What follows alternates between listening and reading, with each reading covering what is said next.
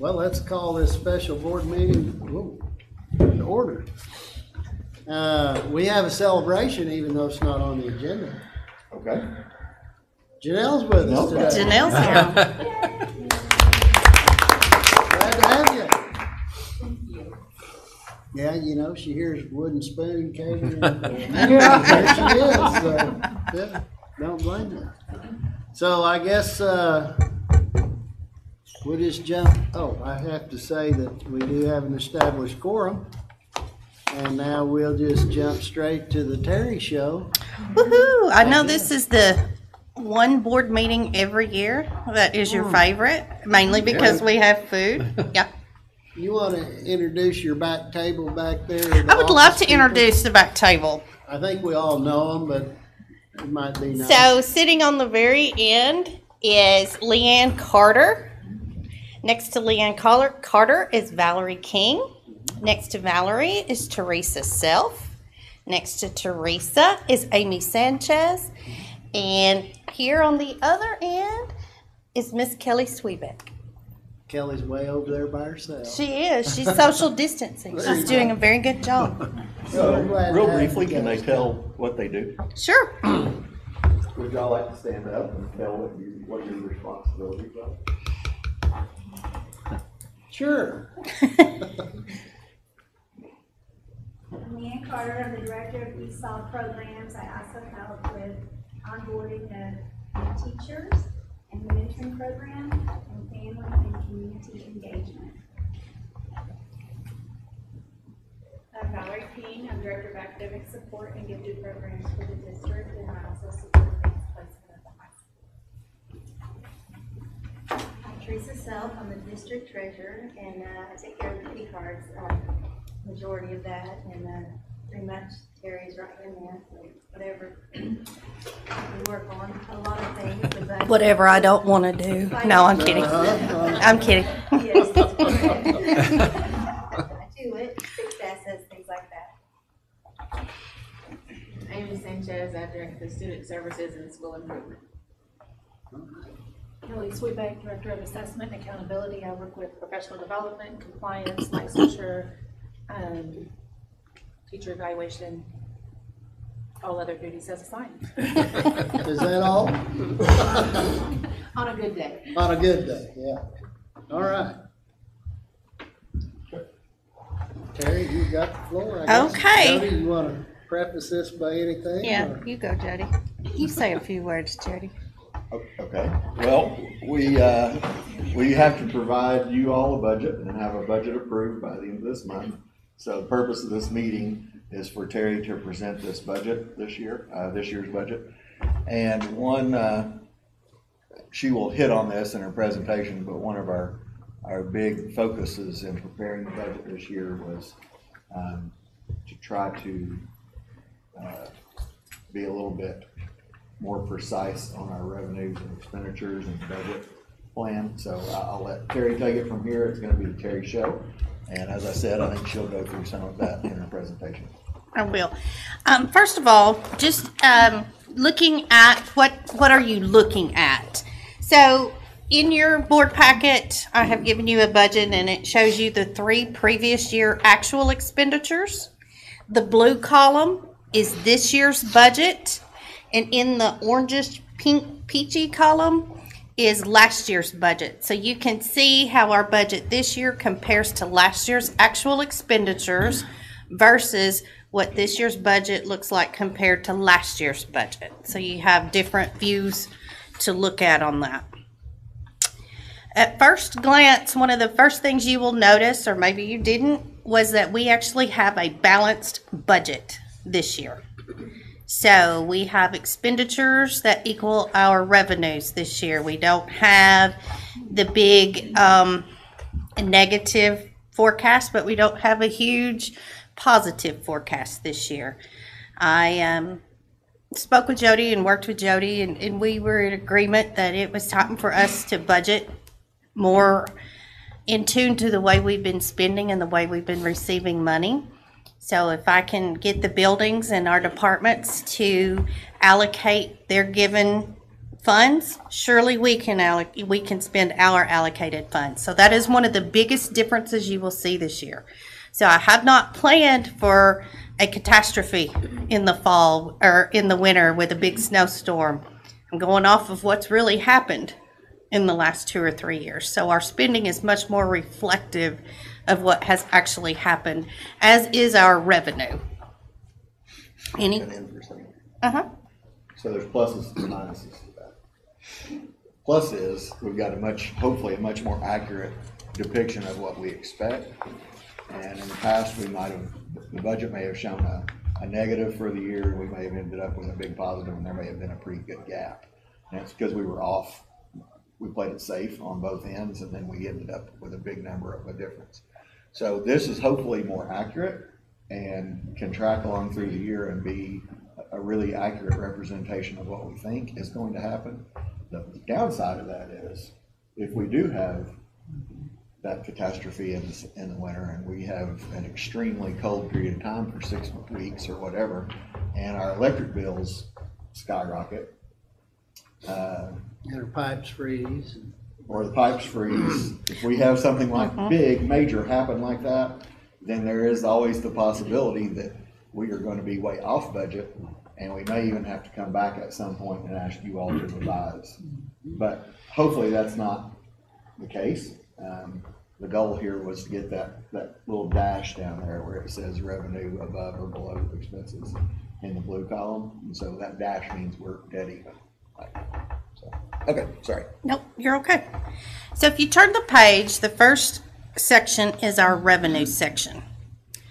And I wanted to kind of give you all a history or another way, or let you guys know what all it takes to predict our local revenue.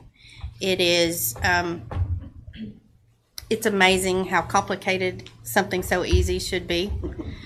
But, so we're going to go through a lot of revenue stuff today. Our local property taxes are the amount we receive based upon assessed property value multiplied by our millage rate. That's how it is determined how much money is going to come to our school district as people pay their property taxes. Now, what's the difference between appraised value and assessed value? Well, the appraised value is the fair market value of your property as assigned by the assessor's office. So to get the assessed value, you multiply the appraised value times 20%, and that's what is allocated for us. This year, our total assessment was $395,597,644. Our current millage is 45. So for the tax year of 2020, which is getting paid this year, we're seeing this is how we're getting our money this year is off last year's assessment. Our portion of our local property taxes looked like this. So I just simply took the assessed value and multiplied it by our millage. So we are due from the county collector about $18 million. Okay? It's not that easy. Of that $17.8 million, the state will guarantee payment up to 98% of the first 25 mills. Now remember, our millage is 45. So 98% of our first 25 mills is guaranteed. So if you see that, you can see that 9.6 of that 17.8 is guaranteed. If nobody paid their property taxes at all, the state would give us $9.6 million. That's not what happens. Everybody pays, not everybody, lots and lots of people pay their property taxes. But keep in mind, $1.8 million of that is not guaranteed. 8.1. Oh, I'm sorry, $8.1 million of that is not guaranteed. And so you're like, okay, but everybody pays their taxes. So let's look at the history of our property tax receipts over the last few years. You can see we go from 13.9 to 15.2, down to 14.9, up to 16.1 last year. So you can see it's kind of a roller coaster. There are big highs and there are big lows. I don't really have an explanation for why they go up and down. I know our assessed value goes up constantly, but people don't always pay their property taxes. And one Mm-hmm. one thing in 1920 was personal property taxes that year, which is the taxes you pay for your car, boat, camper. They had switched, the state had switched the company that figured those taxes for personal property, the software company that did the actual computation. And after, well, about halfway through 1920, it was brought to their attention that all of our property taxes were down for the year. And it was traced back and there was an error in computation. So they fixed that. That's probably part of the reason for the decrease between 1819 and 1920, and then a pretty good jump in 2021 because they fixed it. Now they did not go back and make it right for the year that it was wrong. Okay, sorry. It's okay. So here is the timeline for taxes. The assessor locks in your assessments on December 31st. I'm just going off of this year's taxes. So for this year, the assessor will lock down the assessments on December 31st, 2021. The collector then doesn't book the taxes for 3 months, and the taxes are booked on March 1st of 2022. That's when you get your statement and it says, hey, you guys owe taxes, but they're not due until October 15th, 2022. Now keep in mind that the tax collector collects them in 1 month and then gives us the money in the next month. That's why you see big buckets of deposits in April and May. People go online, they assess, they pay, you have that portion of people that pay their taxes early. So they'll pay in March when they get their notice. We'll get that money in April. And then you have the other people that are like, oh, I'm going to pay them the next time I get paid. So they pay in April, and we get another large deposit in May. Same thing happens in the fall. You'll see people that are like, oh my gosh, my taxes are due. So they pay them in September so they're not late. And we have big deposits in October. Then you have those people that wait until the very last minute, pay them on the very last day, and you'll see another big deposit in November. Now, people pay property taxes all year long. You have to remember, lots of people have mortgages. So whenever their mortgage renew or their yearly property tax things come due, the mortgage company just automatically pays it. Mine does. Mine's in an escrow. They send me a letter to let me know I've paid my property taxes, and I'm like, woohoo, good. My name's not in the paper. That's awesome. Uh-huh. So this year was a reassessment year for Benton County. So you should have gotten, at this point, something in the mail from the county assessor telling you what your old assessment value was and what your new assessment value is. Chances are it went up considerably.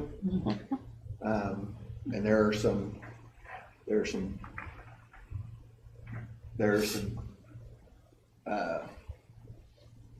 items put into this, I can't think of a better word. There are some safeguards put into the system to prevent a huge increase in 1 year for some people.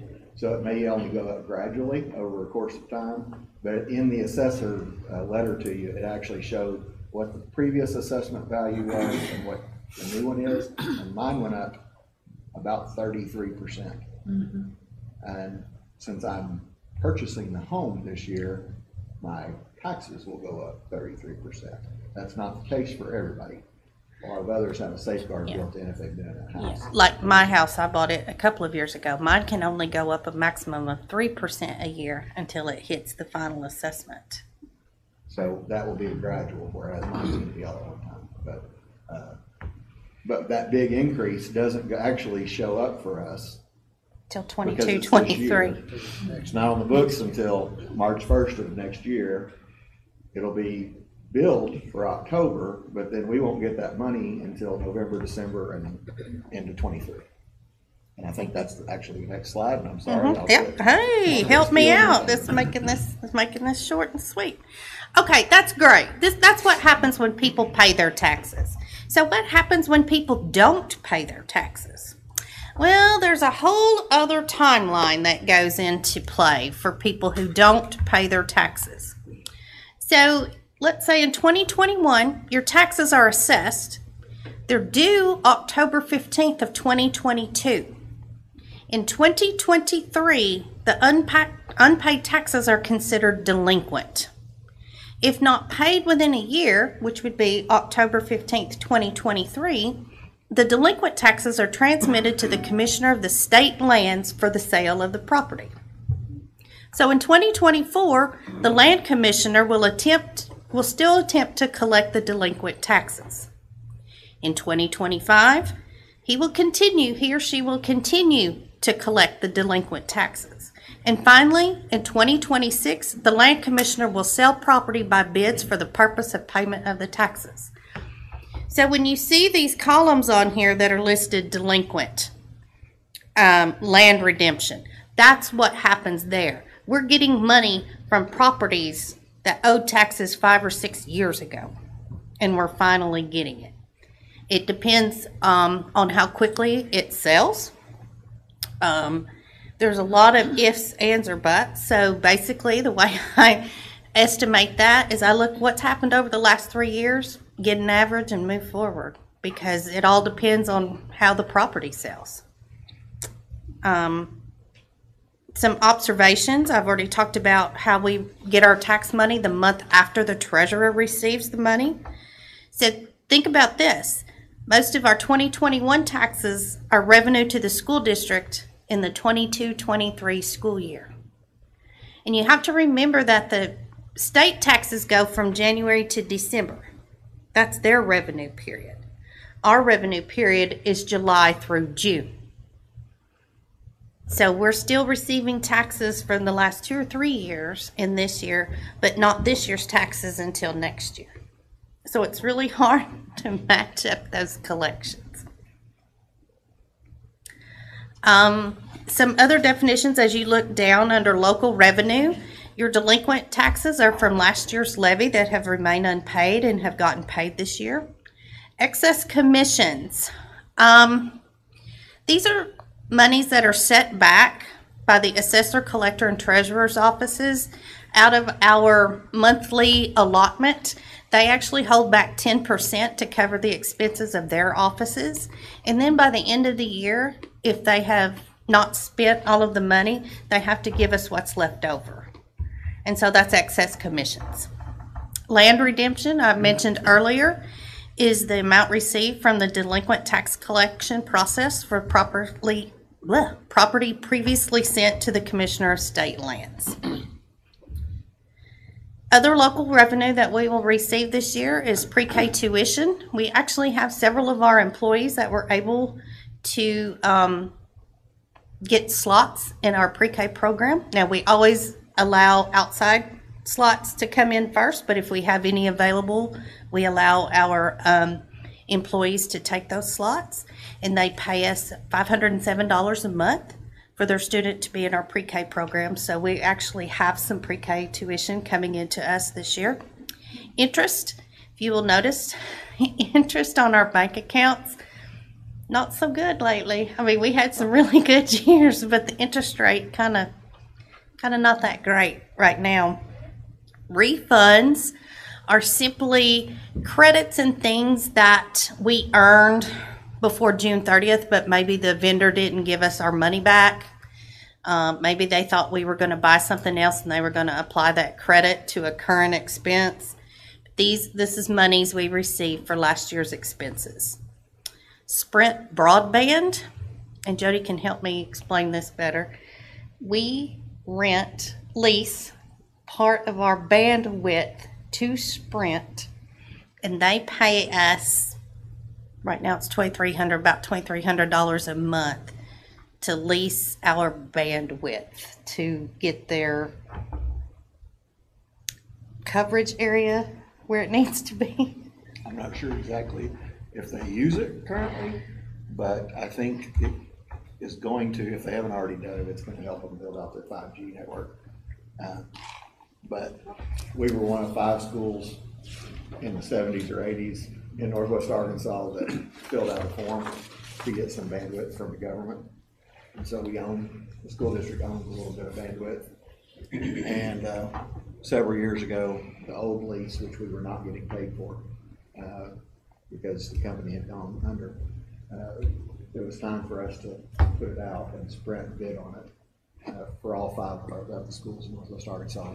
I think the total contract was $3 million. Something, yeah, it was 3 something. Over 30 years, so we were about 5 years into that now. And so we get a check from them each month for Nice. something that we weren't using anyway. And then we have the other category, and that is exactly what that is. A lot of the time, Randall will do some online, when we have auctions for our buses or extra furniture or whatever, any monies we receive from that would go in this other category. Sometimes we get grants, sometimes we get, people just want to donate money to the school district, it would go into this other category. Do you have any questions about local revenue? The other for 18-19 was 153,000. We got a grant or Okay. something that year. All the others. Or it could be insurance proceeds too. That would go in there. As you go down to the next section, these are our state revenues. So you will see, first and foremost, our foundation funding. And this is the funding that is based on the number of students that we have in our school district, also based on what is called the matrix. And the matrix is a funding formula, not an expenditure formula. And there's this huge complicated calculation that I could go into if you're really, really interested, but I hope you're not. And so it is this formula that tells us how much each student, how much the state will give us for each student.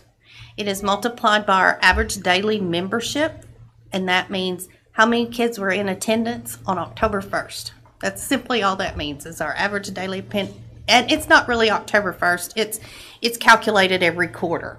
And it's based upon how many kids were actually in class on those days. Let's see. Our teacher salary equalization fund, that's a new fund for us this year. That was all of the hubbub that you heard back in the spring about, oh my gosh, we need to bring everybody up to a minimal average teacher salary. And it was one of the few times I was glad to be below average, because we barely skated in underneath that minimum average. And so this is the money that we're getting that helped fund the raise that we were able to offer this year to all of our employees. So that's helping fund that. We will always get this set amount of money, no matter what our foundation funding is.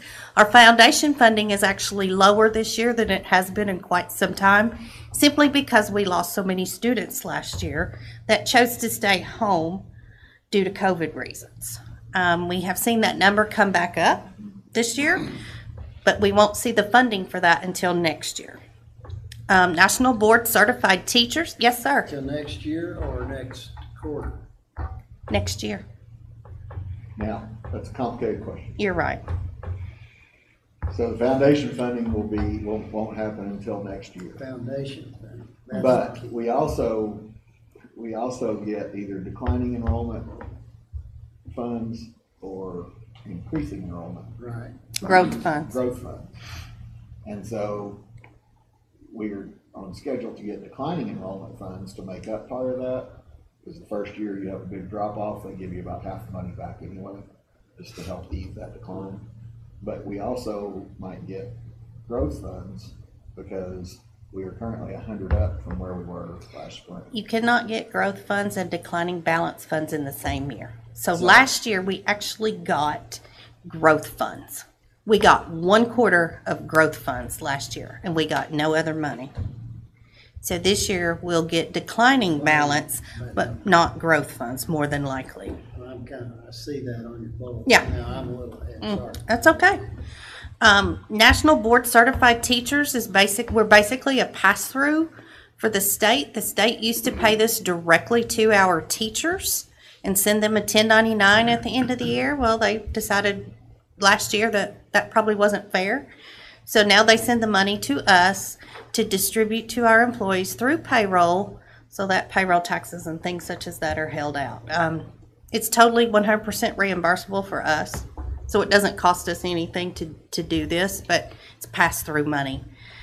Supplemental URT is what I was talking about earlier when I said the state guaranteed us 98% of our first 25 meals.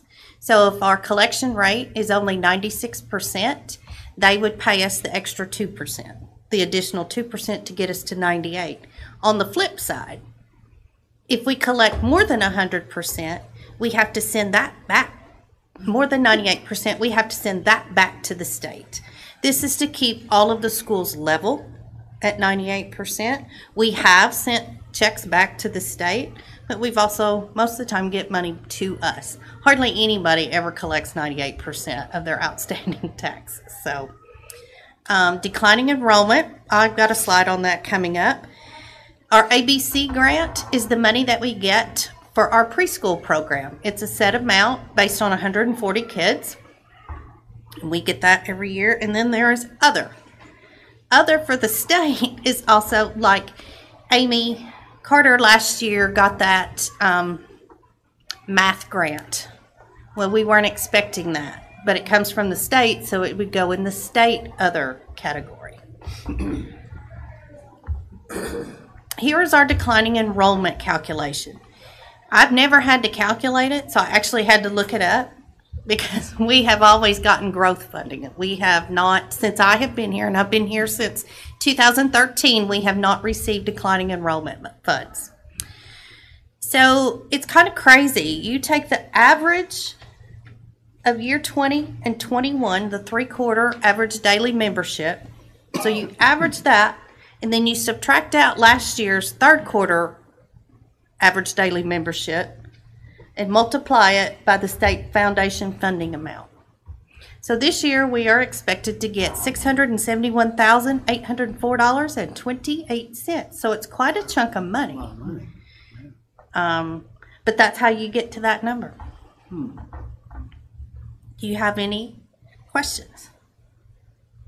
So I guess I just have a question. These are unrestricted revenues. So that's not professional development because that's restricted. Nope, that's categorical. All right. All of the restricted ones are at the end. But ABC is not restricted? It is restricted to preschool, but it comes from the state.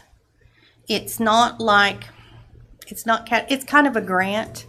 It's an ABC grant. We have to apply for it every single year. It's not guaranteed, but it is guaranteed. I just saw that. As, No, that's okay. The difference is that it is called a grant, whereas PD, ALE, NSLA, Is a those are all funding. just. And they're set in law. They're set in law. There's a law for those. Okay. So if you flip over past the revenue section, you will get to the teacher salary expenses. But before that, I just want to give you an overview of how we spend our money. So 73.2% of all of our revenues is going towards salary and benefits. 6.9% go to our bond payments, and 3.1% go to utilities. That's a lot of money. And then you've got everything else that we need to pay for at 6.785. And that sounds like a lot of money, but wait until we go through this. Can you go back just a I second? sure can. Taking notes.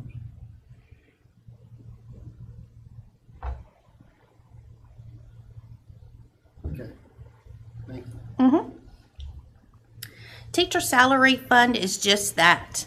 This is funding to pay for all of our our certified positions that are not paid out of categorical or federal funds. Now, some of our certified employees are paid out, and classified are paid out of NSLA. They can be paid out of ALE, ELL funds. Some are paid out of our title funds. So our teacher salary fund is strictly just the salary of those certified positions that aren't paid for elsewhere. This year, it's $17.68 million that we expect to pay to our certified staff. And that's not counting those other funds. That's just out of these funds.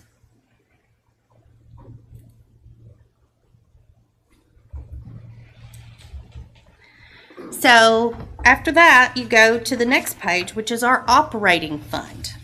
Now, our operating fund is where we pay for our classified salaries that aren't paid for elsewhere and all of the employee benefits. So our classified salaries that we're paying out of our operating fund this year are about $5.6 million, but the benefits for all of our employees paid out of these funds is $6.25 million. And when I say benefits, these are what's considered, the following are considered benefits for our district. The district portion of health insurance, we pay about $170 a month per employee towards their health insurance premium. We pay our portion of Social Security and Medicare costs. We pay 14.75% of every employee's gross salary to the retirement. We pay for the employee-only portion of their dental insurance, and we also provide workers' comp for all of our employees. So that's what's considered when you hear me talk about, oh, benefits. That's what's in our benefit package that's paid for by the district. We have other things that are in our benefit package but are not paid for by the district. We have short-term, long-term disability insurance. Yes, sir. So the classified that's not part of the 73.2. Yes. Yes, it is. Overall, yes. Overall. Yes. Okay, all right, that's what. She's given you three different numbers. On the previous slide, certified, and then on this next slide, classified, and then benefits. If you add all those together, Comes up to that 73.2. Mhm. That's what I was thinking. Sorry, didn't mean to confuse you. No, for whatever reason, the state makes us break it. break out that certified salary, but not the benefits. Certified salary has to be paid out of a specific fund. Everything else is paid for over here. So my salary comes from one fund, but all my benefits come from From the another. operator. But my salary and benefits all come from operating because I'm a classified position. So when we see like kindergarten here for the budget, I think I'm on the right page. Operating fund expenditures unaudited. Does that make sense? Yes. Where we're at? So when you see pre-K or kindergarten, it would be the classified and the employee benefits. That's what that number is right there. Yes. Okay. Great questions. Anything else? So also in this, yes. It's also more than that. Because operating fund doesn't just do salaries and benefits for those. It's also their building budget and anything else we spend in there. Okay. Does that make sense? Yeah, we'll get through. Yes, we'll get through. I'm sorry. So in that particular case, it includes General payroll supplies and it, and yes, all of that. yes. Okay. I'm sorry. No, that's okay. So besides salary and benefits, this pays for everything else. So after you take salary and benefits out of our initial pot of money, we have $10.8 million left over to allocate. So how are we going to allocate that? Well, it's pretty important that we pay our debt payments. So those are our bond payments, and that's $2.7 million.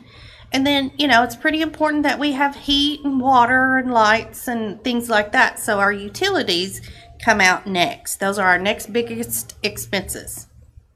So after you take that out, you go get back to my first slide, and we're down to $6.78 million to allocate to everything else.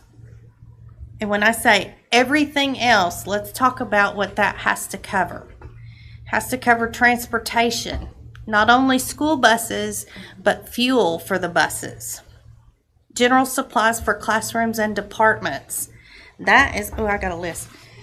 That is just a crazy amount of everything. That's your copy paper, that's your construction paper, that's classroom manipulatives, that's earbuds for testing, it's testing supplies, just anything you could think of that a teacher would need in their classroom. It also pays maintenance services for our campuses, so think about our nighttime custodial costs, our building repairs, toilet paper, paper towels, soap and cleaning supplies for our classrooms and our buildings, trash bags, and furniture.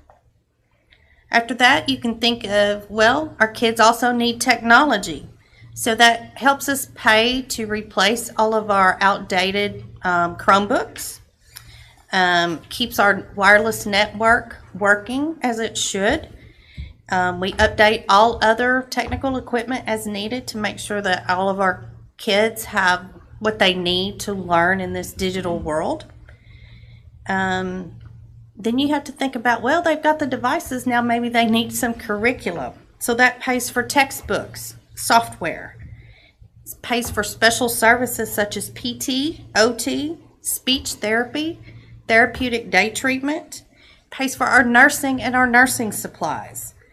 It pays for our English language learners that our ELL funding doesn't cover. We also have to buy library books. We have to pay for our copy rental, our copier printing. We have to pay for postage. We have insurance, and just numerous other things that you can think of has to come out of that $6.7 million. So all of those items are dispersed amongst all of these? Yes, it's categories, right? dispersed by department Right, or okay. however it's labeled. Yes, it's all mixed in there together. Where's the online learning? That would be in curriculum. It would be under like textbooks or software. So as far as teacher salaries and things like that, Teacher salaries are in the teacher salary fund.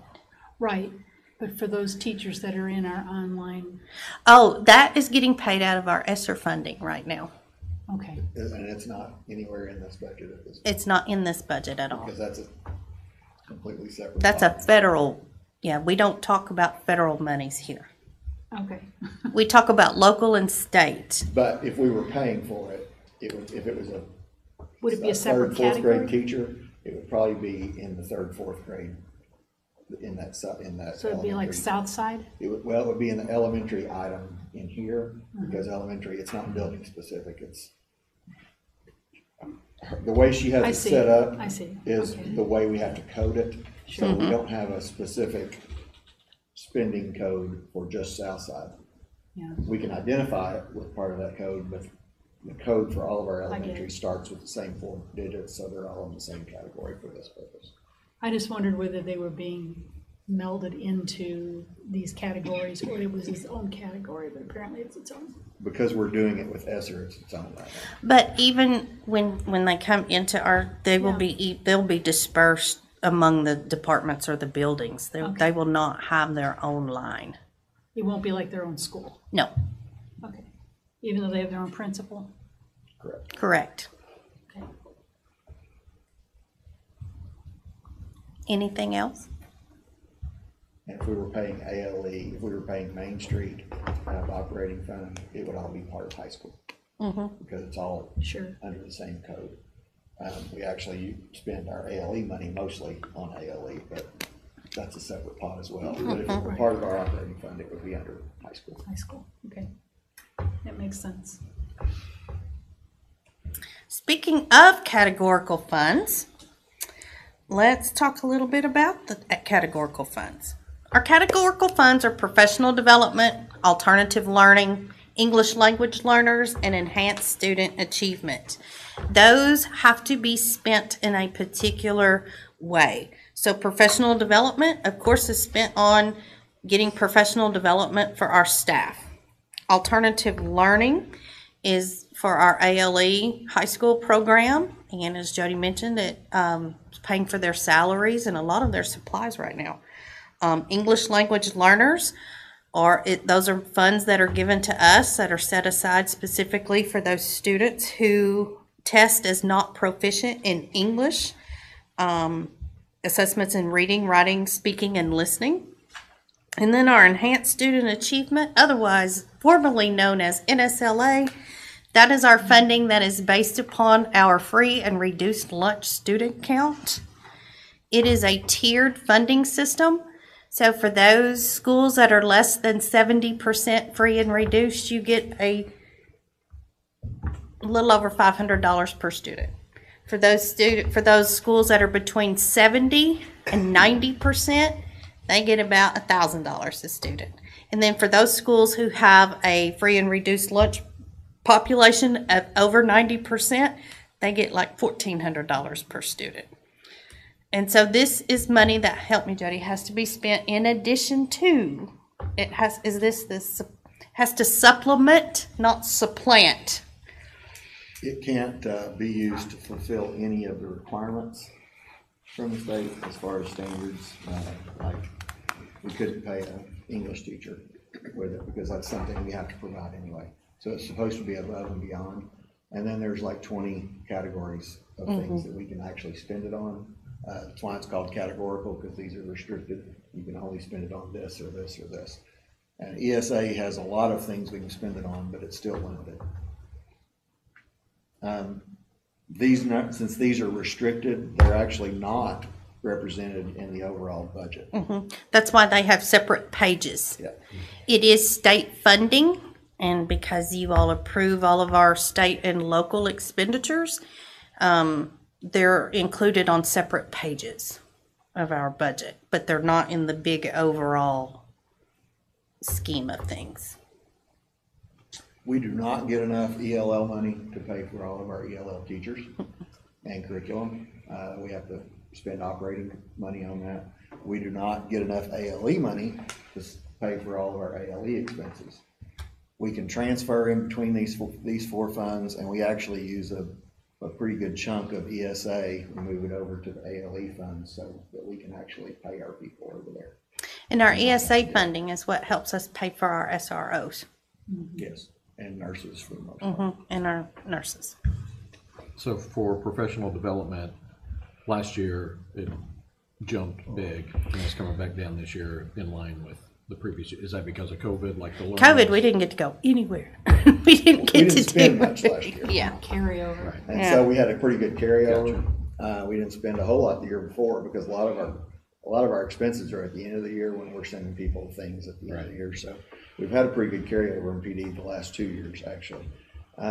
These funds require us, when we put them in the budget, they require us to show that we're going to spend down to zero. And we very seldom, we don't do that. We don't. But So they we have also a limit, carryover. they also limit the amount that you can carry over into the next year. Right. So they force you to spend a certain amount. And what happens to those funds that you don't spend or carry over? You get less funding in the following year. You either have to send the funds back or you get less funding in the following year. As long as you're under their carryover limit, you just get to add that on. You just, If you go over that limit, then you have to pay them back essentially. So I see on this that we've also got staff training money in enhanced student achievement. So if we're not spending all the PD money, why do we need extra here? Is it? So officially in the PD money, it's supposed to be for certified staff. Got it. So there are some other things that we do with that ESA money, like sending our SROs to SRO training, nurses to nurses training, because those are not certified positions. So to Okay. keep everything Separate. on black and white, we put some money aside in ESA. And in the past, we've used that for a big expense. When we if have brought really in a good- big speaker, yeah. one year we had 2 or 3 big speakers at the beginning of the year, and we spent all the PD and part of this. So that's all. But this could be earmarked for classified. Yes. And then the enhanced student achievement is up like 400,000 this year. Is that what I'm seeing? It's because we had quite a bit of a carryover. Okay. We can carry over 10% of ESA. That's our limit. Is that right? Or is it 15? It's 15. I'm sorry, we can carry over 15%. And historically, we've tried to, when I was doing federal programs, I tried to keep that carryover at about 14% so that we could carry over as much as possible. The reason was we were always afraid we were going to lose that money, that the state was going to pull it back. Because they threatened, every time there was legislative session, there was a threat to NSLA money because And there still is. there was a supposition that schools were wasting that money. So tried to maximize that carryover for a number of years because mostly what we pay out of that is salaries. So if you lose that money all of a sudden and you've got salaries tied up for the next year, then you're in trouble. So try to carry over as much as possible. And then a couple of years ago, we actually spent down a little bit. That threat is still there, but it's not as ominous now. The goal is, though, that this money is for the kids that are currently here, Yes. Yes, not kids that'll be here in the Correct. future. you're right. Mm-hmm. So that's why you want to spend it down. Yes. Yes. Anything else? And we're a little concerned with ESA going forward because in the past it's been based on free and reduced lunch kids. Well, now that all students are eating lunch for free, No. it's kind of hard to get those forms back. And so we've had some conversations with legislators about how we might need to change that going forward because we're now in the second year of having free lunches for everyone. And I haven't checked lately, but we were not close to where we had done previously with free lunch. I know that they're still encouraging families to fill those forms out because now they're tied to other benefits from the state. So if they fill out a free and reduced lunch form and qualify, they also have all these EIBT, which has to do, has to do with extra benefits from the state for being low income families. So that helped bring some in, but again, Still, they're not wanting to bring them in, I'm sure. no, I mean, why? Because whether you do or not, Yeah, you your still get kid's going to free eat lunch. for free, exactly. When that first came out in the summer, we were well above the summer rate, but since school started, we're well below what we would normally have, because, you know, the cutoff has always been October 1st, and the last 2 weeks of September, you see a bulk of forms come in. Well, there's no cutoff this year to eat for free, the same as last year. So it is a real concern, as Mr. Williams said, how they're going to fund this moving forward. And there is some talk that we may never go back to charging kids for food. Like, they don't know how they can pull that back after they've done it for 2 years. The federal government may continue to extend it on.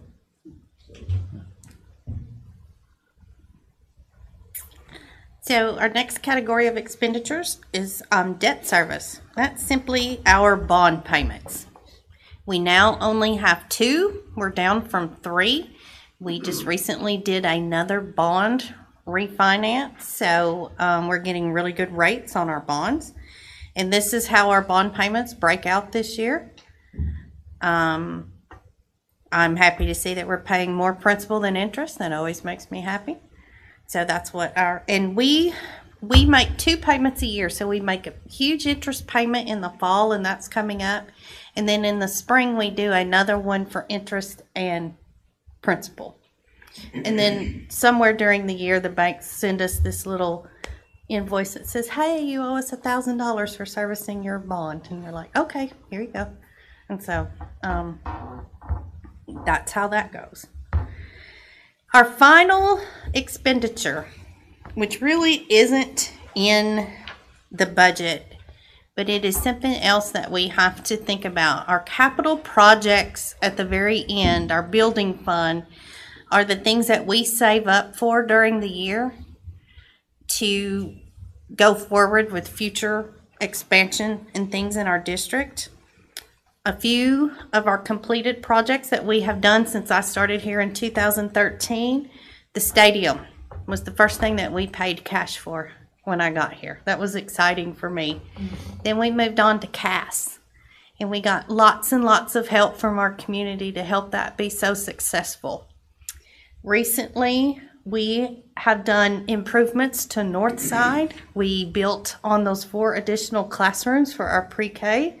We turned around and gave them a beautiful new library, and then we were able to remodel and move their offices, their admin offices inside. The most recent large project that we have done was redoing the track, and we partnered with JBU to get that done, and we now have a fabulous track facility. couple of smaller projects that we have accomplished since I've been here was a bus garage expansion. So we actually expanded the bus garage and the parking lots and put up more fencing for that. And then our freezer and dry storage area, which helped out our food service department. So those are that's a lot of stuff to get accomplished since I've been here. I think that's awesome. We paid cash for all of it. And again, we partnered with some of our community members to get some of these projects completed, and that worked out fabulously. So far, so going forward. I love the fact that we didn't talk about any millage increases to do any of that. No. And this is because our district is so conscious of how they spend their money. And so when we have money to put back to go into the capital projects, it's just great because it's the whole district that has helped create that savings for a rainy day. So right now we only have 2 things on our capital projects list, and that's a new administration building and a baseball, softball / tennis complex. And that is all I have about our budget, unless you all have any more questions. I do appreciate the questions. They're very good questions. Back to the track, did Yes. you ever get a total on that? A total. Like for the equipment and, not just the track, but then the We do. high jump things and all. I'm gonna try to go off memory. Correct me if I'm wrong. I think our contract was $800,000 for the actual facility, Right. and we met that mark. It was done, it was completed for $800,000. Now, as far as equipment and all of that, gets a little complicated because we already had quite a bit. The only really new thing we had to order was hurdles. Mm-hmm. And we did new hurdles. You split the cost. Yeah, we split that. But didn't we do new high jump mats? We had just purchased high jump pads and pole vault pads within the last couple of years, so they're top flight. So safe to say maybe $1 million total? We were well under that. We were well under, maybe. We were under 900,000. Okay. Terry, as I was looking through this, on the operating fund expenditures page, I noticed that I was just looking at the changes in budgeting. Mm-hmm. And, pre-K was down 6,000, kindergarten 7,000, middle school's down 159,000. Elementary maybe. I don't know, I can't see. But it looks to me like high school jumped 459,000. A lot of what you're seeing is that we are able to funnel some of those expenditures into ESSER. So funding that we might have normally spent on software or different things that we normally pay out of, we are able to pass that into our ESSER funding. At some point, we'll have to bring it back in, Right. but we've been able to reallocate our spending differently. Our spending looks very different this year than it did last year, and that's just because of all of the ESSER. Fortunately, all of the Sure. ESSER funding that we have, so we can concentrate in some areas that maybe we haven't been able to concentrate on before to get it up to where we want it to be. I guess my question was, why would the high school jump almost, like 450,000? I would have to research that. I don't know right off the top It really of looks my. like a big jump. to Right, me. right, and I do not expect know. it to be higher. Yeah, But and I do not know the answer to that right off the top of my head, but I can certainly look into it and let you know where we have budgeted more this year. it just looked kind of significant. So, I agree.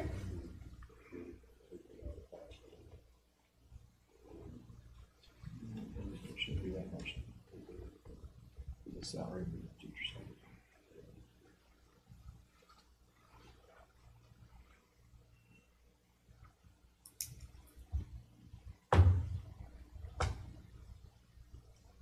Any I'd love a questions? copy of the full deck that you, $5. okay, Okay. you got it. No, I will share this presentation with all of you if you would like it. Very good. Thank you. It's the color I scheme. mean, the It's- colors, It's the color scheme. I was That's happy the why whole you want time. it. You were recommending. Good job. Thank you, thank you, thank you. Jody's looking kind of perplexed. I'm looking at the number that Connie pointed out. I'm trying to see, I'm trying to think if I know of any reason for that. Yeah, I'm gonna have to look. I don't know off the top of my head.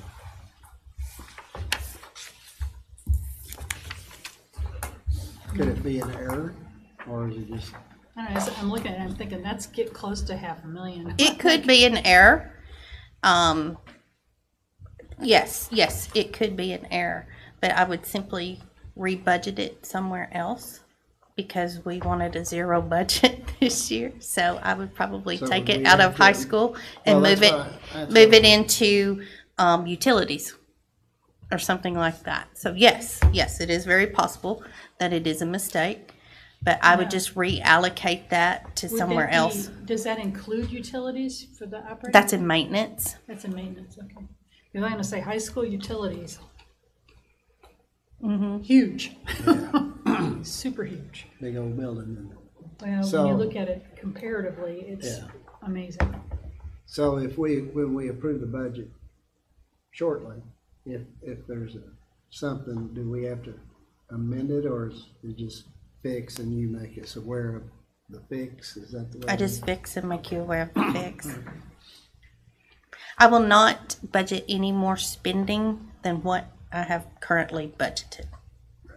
And just so you know, the budget, when it's approved, it's a point in time budget.